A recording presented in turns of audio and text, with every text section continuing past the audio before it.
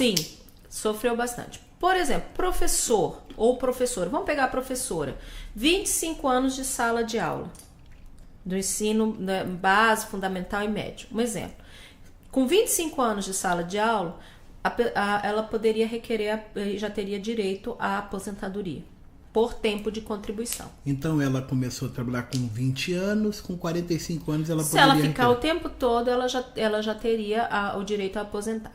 Mas vamos imaginar que essa mulher, ela não tinha 25 anos ainda quando foi sancionada a reforma, que foi em novembro de 2019.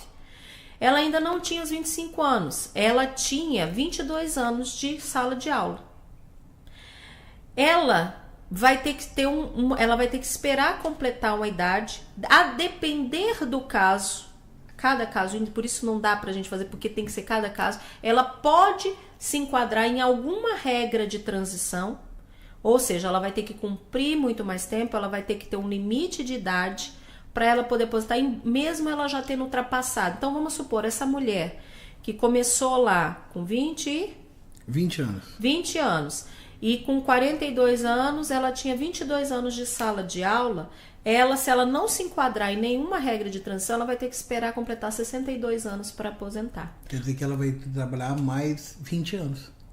E aí ela terá trabalhado ao total 40. Entendeu? É.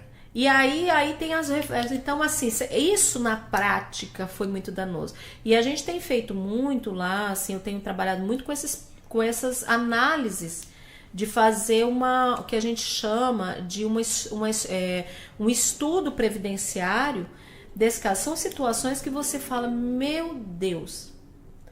E aí você fala assim, poxa, porque se a pessoa tinha um direito adquirido, isso pelo menos, né? A reforma, se respeita ou não?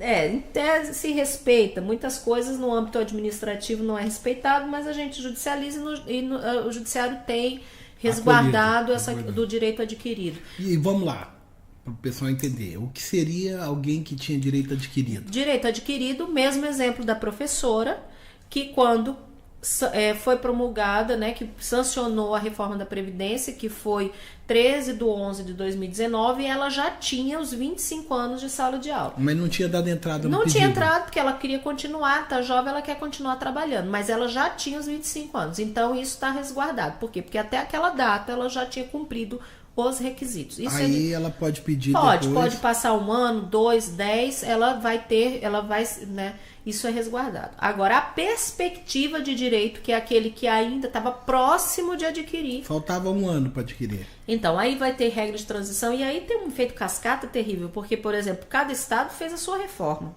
Ah, é verdade, para servidores públicos estaduais, né? Entendeu? E aí nosso estado, lamentavelmente, a regra de transição é péssima.